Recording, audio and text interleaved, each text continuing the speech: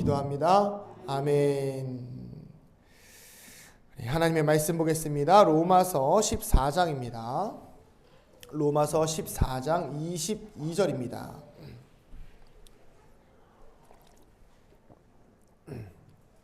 (2024년의) 표어가 되는 말씀입니다.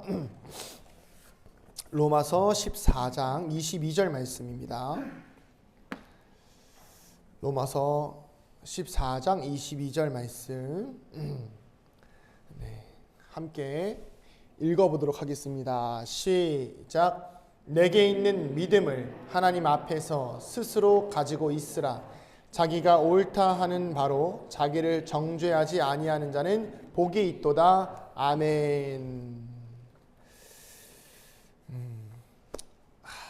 제가 이 말씀을 준비하면서 참 많이 설렜습니다. 드디어 때가 왔구나 싶어서. 어떤 때냐면요, 잘 준비해 왔어요. 우리 교회가 2년 3년 전부터 잘 준비해 왔습니다. 그리고 이제 그 준비해 온 것들을 조금씩 물을 주고 그리고 햇빛을 쬐어가면서 성장시킬 때가 왔다는 기대감에 우리 교회가 드디어 때가 왔다라는 생각을 하게 되었습니다. 여러분들은 잘 안 보이실 수 있어요. 그런데 제 눈에는 보이더라고요. 그래도 목사니까요. 보이더라고요. 그래서 여러분, 우리 같이 말씀 제목 한번 읽어볼까요? 시작. 믿음과 삶의 동기화입니다.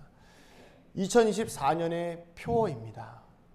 우리가 여러분, 믿음과 삶이 동기화가 되어져야 하는 것이죠.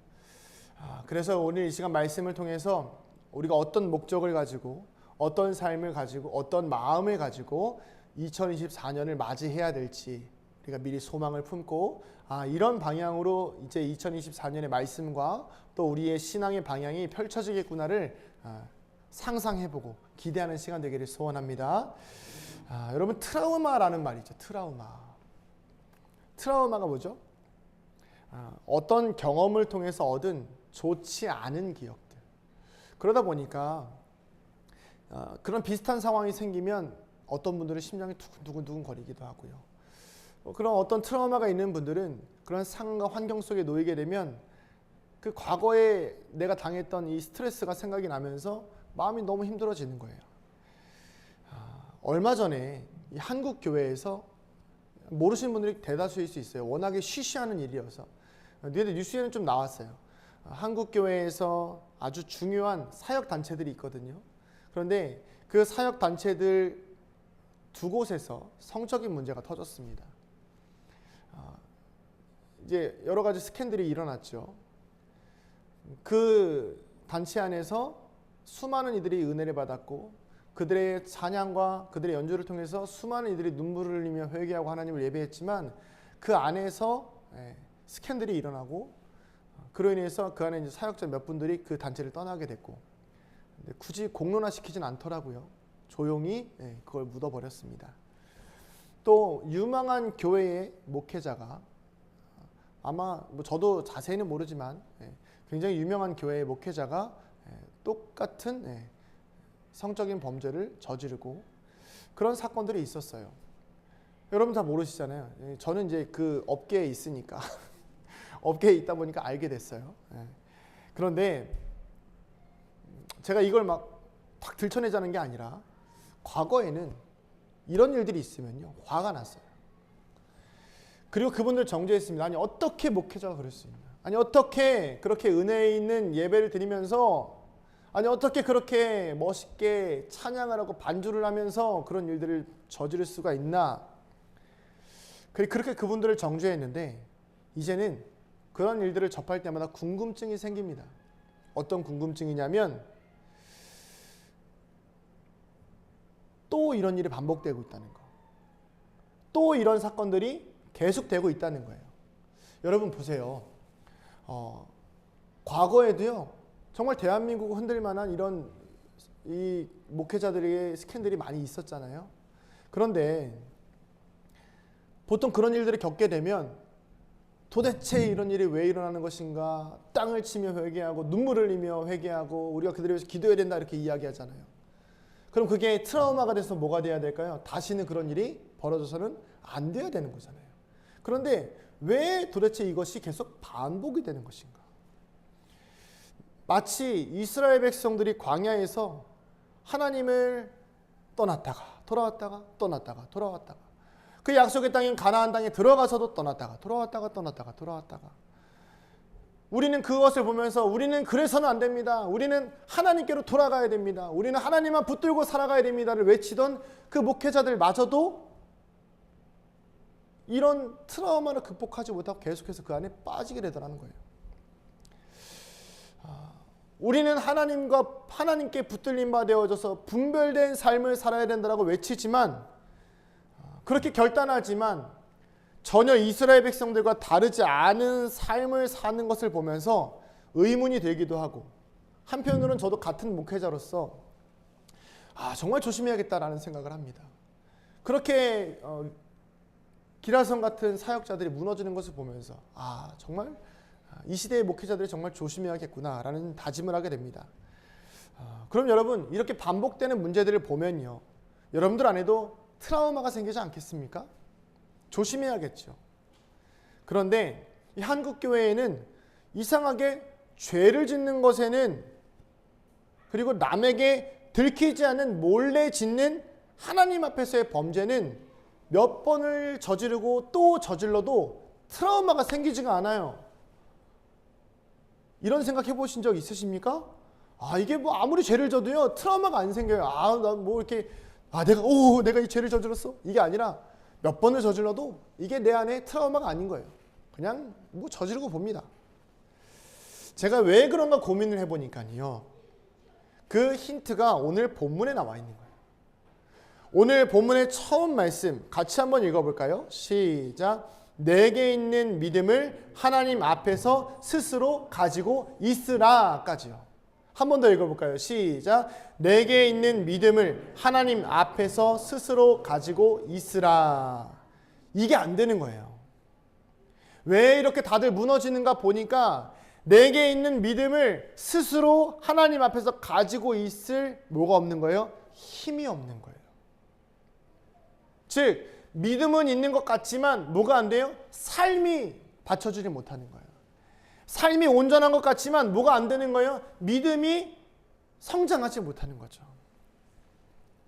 즉 내가 하나님을 믿는 삶만큼, 믿는 것만큼 내 삶이 나를 따라와 주지 못한다. 근데 여러분, 이 고민은요 지금까지 많은 교회들이 했을 것이고 많은 성도들이 했을 거예요. 여러분들 한 번씩은 하셨을걸요? 어떤 생각이요? 내가 믿음이 좋은데 하나님을 정말 잘 믿는 것 같은데 내 삶은 왜 이렇게 힘이 없고 메가리가 없고 내 삶은 왜 이렇게 내 믿음만큼 내 삶이 받쳐주지 못할까? 이런 고민들 한 번씩은 해보셨을 거예요. 많은 사람들이요 이렇게 믿음을 합리화시킵니다. 근데 여러분 반대로 한번 생각해 볼까요? 반대로 믿음이 큰데 삶이 받쳐주질 않아요. 반대로 생각하면 어떨까요?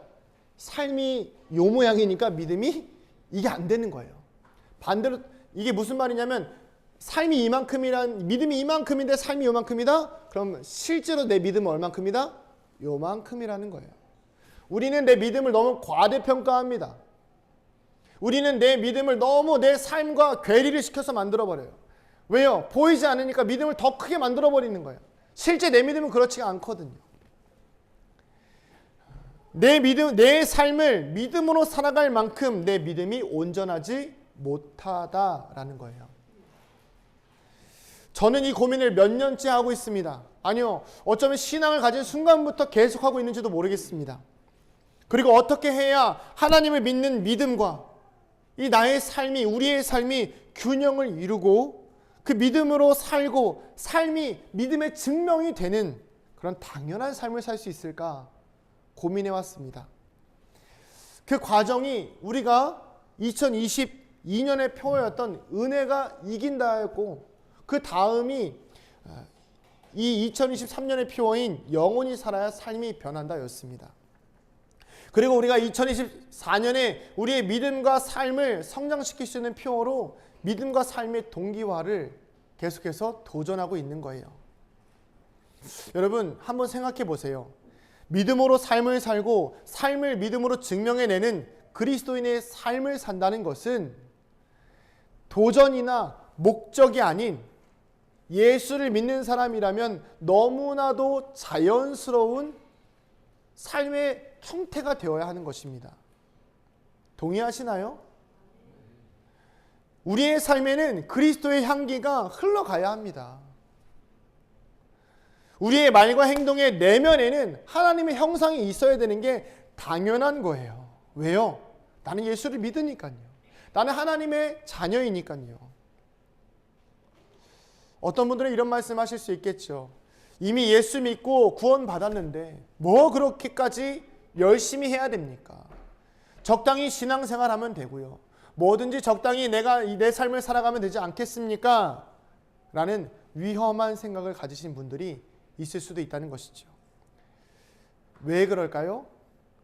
예수를 믿고 거기서 끝이면요. 예수를 믿는 것은, 구원받는 것은 끝이 아니라 시작이기 때문입니다. 자, 여러분 출발선이 여기 있고요. 내가 여기가 예수를 믿기 전이고요. 여기가 예수를 믿고 난 다음이에요. 자, 내가 예수를 믿었어요. 여기서 끝인 거예요. 더 앞으로 달려가야 되죠. 근데 여러분 여기서 안 달려가고 가만히 있으면 어떤 문제가 생기죠? 언제든지 출발선 전으로 돌아올 수 있다 없다? 있다는 거예요. 멀리 좀 가야 이 돌아오는 거리가 좀 줄어드는데 계속 여기서만 머물고 있으니까 출발선 전으로 왔다 갔다 하는 거예요. 그러니까 자꾸 언제든지 시작점 전으로 돌아갈 수 있는, 그러니까 쉽게 말하면 언제든지 내 구원을 잃어버릴 수 있는 그런 삶을, 위태로운 삶을 살고 있는 것이 예수 믿고 구원만 받았으면 됐지 더 이상 나에게 무엇을 바라나 라는 생각을 가지신 분들의 삶의 위험성이라는 것입니다. 그래서 여러분 제가 우리 저뿐만 아니라 우리 모두가 앞으로의 1년이 우리의 믿음과 삶이 동기화가 되는 시간이 되기를 소원합니다. 믿음과 삶의 동기화가 무엇이죠? 믿음이 삶을 채워주고 또 삶이 그 믿음의 분량만큼 건강해지고 자라나는 과정을 의미합니다. 삶이 건강해진다는 것은요, 돈을 많이 벌고 뭔가 내 삶이 풍요로워지고 이런 것을 이야기하는 것이 아닙니다. 여러분들의 삶은 변하지 않을 수도 있습니다. 그러나 믿음이 커지는 만큼 하나님을 신뢰하는 내 삶의 영향력이 커진다는 것을 의미한다는 것이죠. 함께 동참해 주시기를 간절히 부탁드립니다. 그래서 이 과정이요, 저는 지금 이제 사실 몇 년째 하고 있거든요. 그리고 제가 이런 과정들을 몇 번 이렇게 테스트도 해보고 또 몇 번 이렇게 사람들과 좀 나누고 있어요. 그러다 보니까 그 과정에서는요, 굉장히 기쁜 일들도 있고 또 즐겁기도 합니다. 하나님을 알아가는 게 이런 기쁨이었어. 왜냐하면 여러분들이 알고 있는 그런 어떤 성경의 지식과 이런 부분과 전혀 다른 영역이거든요. 그래서 하나님을 알아가고 또 그런 과정이 기쁘고 즐겁지만 때로는 아프고 힘들고 지루할 수도 있어요. 그러나 감히 말씀드리지만 잘 따라오시면 2024년의 끝자락에는 지금보다 성숙하고 성장한 여러분들의 내면을, 여러분들의 삶을 발견하게 될 것입니다. 네. 우리 옆에 있는 분들과 한번 인사할까요? 성장한 당신을 기대합니다. 네, 성장한 당신을 기대합니다. 네. 그리고 또 이렇게 한번 인사해 볼까요? 나도 성장할 것을 기대해 주세요. 네, 저도 성장할 것을 기대해 주세요. 네. 여러분 나의 성장도 기대할 수 있어야죠, 그렇죠? 네. 자, 그러면 이제 어떻게 해야 우리의 믿음과 삶을 동기화시킬 수 있는지 아주 짧게 말씀을 좀 나누고 마치도록 하겠습니다. 먼저 첫 번째는 정체성을 알아야 되는 거예요. 정체성. 왜 그러냐면 보세요. 여러분 동기화가 가장 쉽게 이루어지는 곳이 어디냐면 전자기기거든요. 전자기기. 자, 여러분 휴대폰 바꾸시면 여러분 휴대폰 바꾸실 때 어떻게 하세요? 유심칩만 옮겨 끼면 되시죠. 그리고 내 이메일 아이디만 있으면 어떻게 돼요? 아무리 새 핸드폰을 바꾼다 하여도 모든 정보가 그대로 오죠. 이게 뭐예요? 이 휴대폰 안에 있는 내 아이디와 내 핸드폰 번호와 내 생년월일이 정체성이 되어져서 내가 무엇을 어디로 옮겨가든지 간에 그대로 정보가 옮겨오는 것이 바로 이 정체성인데, 아이디가 같아야 동기화가 되는 것처럼 내 삶의 방식의 아이디를 보셔야 됩니다. 내 삶의 방식의 아이디. 여러분이 삶을 살아가는 방식의 아이디가 하나님으로부터 오고요. 여러분이 삶을 살아가는 방식의 아이디가 말씀으로부터 오고, 여러분의 삶을 살아가는 방식의 근본이 하나님과의 교통, 성령님과의 교제 안에 있다면 내 정체성은 하나님의 언어를 쓰게 될 것이고, 하나님의 말씀을 따라 살아가게 될 것이고, 내 영혼 안에서 살아가는 삶의 패턴들이 하나님과 동행하는 삶을 살아가게 될 것입니다. 그런데 내 동기화가, 나의 삶의 동기화가 세상과 되어져 있고, 내 원 가정과 되어져 있고, 나의 상처를 주었던 사람들과 동기화가 되어져 있으면 어떻게 될까요? 내 말은 여전히 거칠게 될 것이고, 내 행동은 여전히 세상의 시각으로 바라보게 될 것이고, 내 삶의 시선은 하나님의 것이 아니라 세상의 시선으로 세상을 바라보고 살아가게 된다는 것입니다. 그런 삶에는 뭐가 있을까요? 시기와 질투가 있게 될 것이고, 미움과 다툼이 있게 될 것이고, 겉으로는 깨끗한 척, 괜찮은 척, 믿음이 좋은 척하지만 내 삶이 따라가지 못하는 괴리가 생긴다는 거예요. 제가 어제 이제 아이들을 잠깐 이렇게 그 축구를 가르치잖아요. 근데 이제 어제 잠깐 이제 아이들이 좀 볼 일이 있어서 가서 아이들을 잠깐 가르치고 왔어요. 근데 아이들이 사용하는 언어를 보면 그 부모들이 그 아이를 어떻게 가르치는지가 알 수가 있잖아요. 가르치지 않아도 그 가정이 어떤 형편인지를 알 수가 있거든요. 그래서 제가 많이 가르칠 때 한 100명까지 이렇게 가르치는데, 그 아이들 중에 정말 특이한 아이를 하나 발견했어요. 이름은 굉장히 성경적인 이름입니다. 예수님을 찬양하는 아이예요. 이름이 보통 예측이 되시죠? 근데 저를 보자마자 처음 보는 아이인데 굉장히 깍듯하게 인사합니다. 안녕하세요. 그리고 엄청 예의 바르게 행동합니다. 막 공도 막 안 만지고요. 막 애들 공 만지면 만지지 마 이러면서 다 해주고요. 거기까지는 저는 이 아이가 참 교육을 잘 받았구나 여기까지만 생각했는데, 경기가 시작되니까요, 이 아이의 본성이 나오기 시작하는데 1시간 동안 아이씨를요 수백 번을 합니다. 아이씨, 아이씨, 아이씨. 그리고요, 자기가 잘못했을 때는요, 아휴 아깝네. 다른 사람이 잘못하니까요, 야 너 왜 그렇게 해? 너 때문에 골 먹었잖아. 그 아이 때문에 골 먹었거든요. 너 때문에 골 먹었잖아. 야 너는 왜 수비 안 해? 계속해서 남 탓만 하는 아이인 거예요. 제가 그 아이를 지도하는 그 시간 동안 너무 마음이 불편한데 그 속에서 기도를 하게 되더라고요. 그 부모님 한번 만나보고 싶었습니다. 누가 봐도 성경적인 이름을 가진 아이, 누가 봐도 그 부모가 교회를 다니는 그 아이의 입술에서 나오는 말이 단 한 번도 긍정적인 말이 없었어요. 어떻게든지 남을 깎아내리려고 하고, 어떻게든지 남을 비판하려고 하고, 어떻게든지 입에서 욕밖에 안 나오는 그 아이의 본성이 그 부모와 동기화되어 있기 때문 아니겠습니까? 여러분, 우리가 하나님과 동기화가 되어져 있으면 하나님의 형상을 닮은 말이 나오게 되어집니다. 우리가 하나님의 형상과 동기화가 되어져 있으면 우리가 하나님을 아버지라 부르잖아요. 그럼에도 불구하고 날 사랑하시는 내 하나님을 아버지라 부른다고 우리가 고백했잖아요. 그럼 우리의 삶의 동기화는 뭐가 되어야 될까요? 하나님의 말씀이 되어줘야 되고, 위로가 있어야 되고, 사랑이 있어야 되고, 긍정이 있어야죠. 그런데 지금 여러분들의 삶에서 동기화가 어디가 되어져 있는지는 지금 내 말을 보시면 압니다. 100번, 1000번 아니라고 얘기하셔도요, 그 말을 보면 압니다. 우리는 하나님의 형상을 닮은 존재라는 것을 기억해야 됩니다. 그리고 하나님의 언어, 하나님의 행동을 배워가야 합니다. 하나님의 마음을 닮아가야죠. 그래서 내가 가진 하나님의 형상이 내 자녀들에게 흘러가면 그 자녀들의 말에서 온전한 말들이 흘러나오게 된다는 것입니다. 여러분, 믿음과 삶을 동기화시킬 수 있는 첫 번째 방법은 내 정체성을 확인하는 거예요. 나는 하나님의 자녀인가? 아니면 세상과 동기화가 되어져 있는가? 두 번째는 무엇이냐면, 저를 좀 따라 하시겠습니다. 하나님에 대한 믿음으로 나를 정죄하지 마라. 이 말이 참 의미 있는 말인데, 하나님에 대한 믿음으로 나를 정죄하지 말라는 거예요. 이게 무슨 말이냐면요, 믿음과 삶의 괴리가 클수록 스스로를 정죄하게 됩니다. 어린아이들이요, 이상이 크죠. 꿈을 물어보면 대부분 대통령입니다. 꿈을 물어보면 대부분 국가대표예요. 꿈을 물어보면 대부분 사장입니다. 꿈을 물어보면 요즘은 뭐 또 꿈이 바뀌어서 뭐 건물주인데 어쨌든 건물주도 어쨌든 대단한 직업 대단한 일 아니겠습니까? 그런데 이 아이들이 뭘 겪기 시작해요? 어렸을 때 내가 가졌던 꿈에 비해서 내 삶의 실력이 떨어지기 시작하는 거예요. 그러니까 괴리가 생겨요. 그러면서 괴로워지기 시작합니다. 어렸을 때 똑똑하다고 칭찬받았던 아이들이 시간이 지날수록 뭘 느껴요? 한계를 느끼기 시작해요. 어렸을 때 운동 잘하던 친구들이 점점점 커가면서 한계를 느끼기 시작합니다. 그러면서 뭘 느껴요? 내가 가지고 있는 내 생각과 내 가진 현실의 괴리가 크니까 괴로워하고 힘들어하더라는 거예요.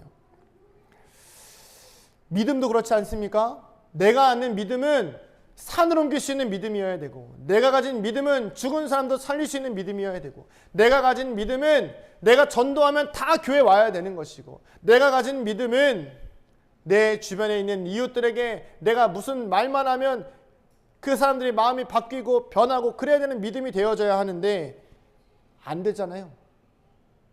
그러니까 뭐예요? 이상하다. 교회에서 그렇게 배웠는데 안 되네. 여러분, 현실을 건강하게 사는 방법을 알려드리겠습니다. 지금 우리의 현실을 건강하게 사는 방법은 저를 좀 따라 하실까요? 손을 마음에 얹으세요. 저를 따라 하십니다. 지금 내 모습을 인정해라. 지금 여러분의 그 모습을 인정하셔야 돼요. 자꾸 이미지화 하지 마시고요. 지금 나를 인정해야 되는 거죠. 믿음이 큰데 삶이 따라오질 못해서 괴로워하고 계십니까? 아닙니다. 믿음이 큰데 삶이 따라오지 못하는 것이 아니라 믿음이 그만큼이니까 삶도 그만큼인 거예요. 여러분 죄송합니다. 너무 과대평가하지 마세요. 저도 이걸 버리는데 너무 오래 걸렸어요. 제가 이 교회 처음 와서 저는 그 전에 배웠던 목사님들, 그 전에 배웠던 그 목사님들의 모습을 그대로 따라하려고 노력을 정말 많이 했습니다. 근데 아니더라고요. 하나님 앞에서 철저히 깨졌습니다. 그거 너 아니잖아. 그거 너 아니잖아. 계속해서 하나님께서 저를 부정하셨어요. 전 너무 힘들었습니다. 자꾸 아니라고 하시니까요. 그럼 내가 해온 사역들은 다 뭐였지? 내가 해온 예배들은 다 뭐였지? 고민이 되고 어렵고 힘들었던 거예요. 그런데 어느 순간 하나님께서 저에게 그러시더라고요. 지금 그 모습이 네 모습이야. 지금 그 모습이 네 모습이야. 그 과정에서부터 하나님을 알아가기 시작하니까 여러분들이 지금 보고 있는 제가, 성장하고 있는 제가 여러분들 앞에 서 있는 건 아니겠습니까? 저는 기대합니다. 앞으로도 저는 계속 성장할 거예요. 저는 계속 실수하고 넘어지고 쓰러질 겁니다. 송구영신 예배 11시에 드린다는 거 말도 안 되는 생각이잖아요. 저도 제가 말도 안 된다고 생각해요. 근데 한번 도전해 보는 겁니다. 여러분들 저한테 손가락질 하실 수도 있거든요. 근데 해보는 거예요. 근데 저는 성장할 겁니다. 왜요? 계속해서 교회는 계속 변화와 이런 시도들을 도전을 해야 돼요. 그러면서 계속해서 우리가 성장해 나가는 과정들을 겪어야 되는 것입니다. 계속해서 정형화되어져 있고 그 율법 안에서 내 믿음을 계속해서 깎아내리고 평가하고 우리는 이만큼 올라가야 되는데 올라가지 못하니까 왜 이거밖에 안 되지?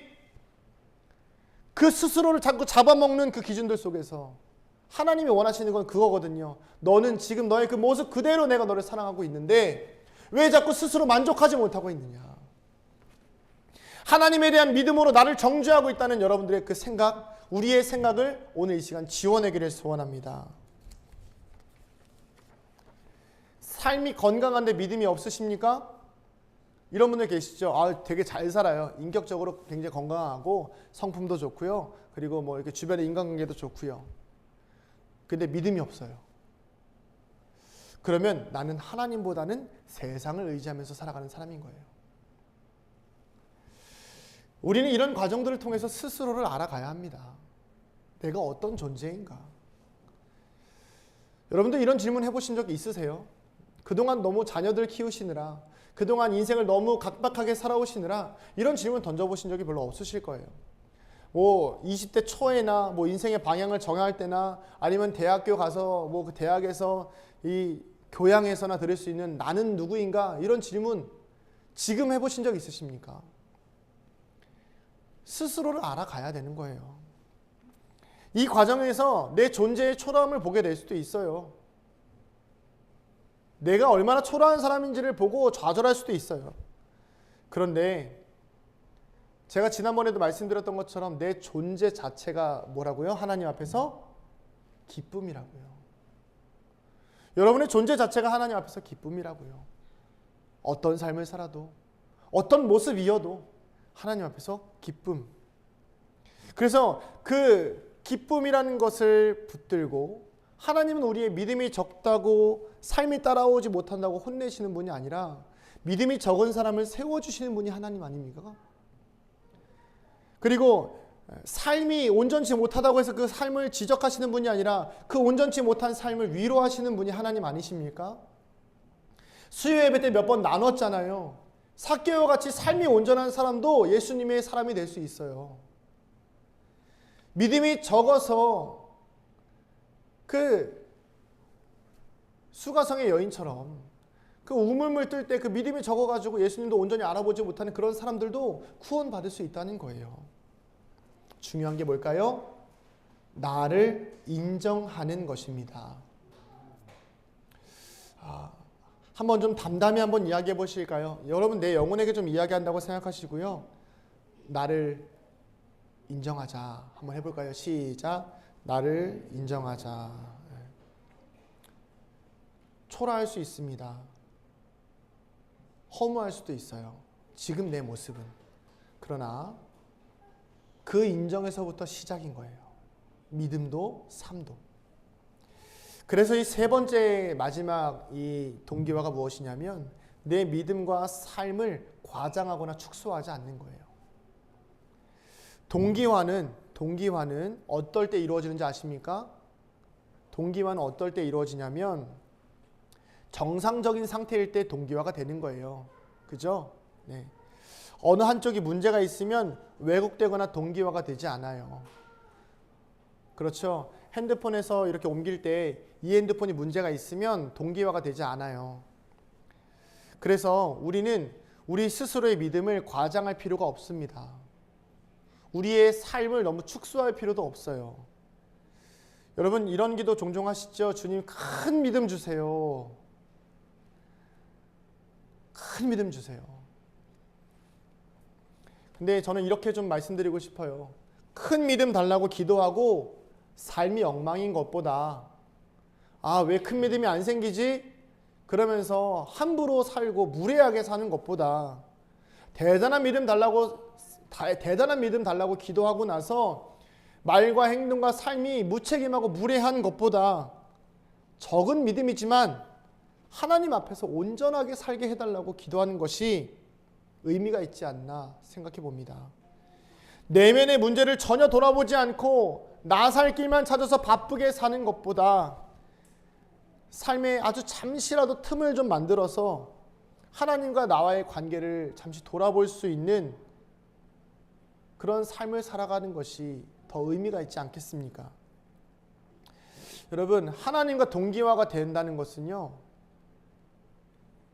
여러분들이 막 상상하시는 이미지들이 있잖아요. 막 와 이러면 다 넘어가고 기도하면 막 넘어가고 하나님과 동기화된다는 건 그런 걸 의미하는 게 아니에요. 여러분 잘 생각하셔야 돼요. 하나님과 동기화가 된다는 것은 여러분 핸드폰 동기화되면 뭐가 돼요? 옆에 있는 핸드폰에 정보가 오잖아요. 하나님과 동기화가 된다는 건 하나님이 나를 어떻게 사랑하시는지를 알아가는 거예요. 내 인생에 정보가 넘어오는 거라고요. 하나님에 대한 정보가 넘어오는 거예요. 여러분 너무 하나님과의 동기화를 막 어렵게 생각하시면 안 됩니다.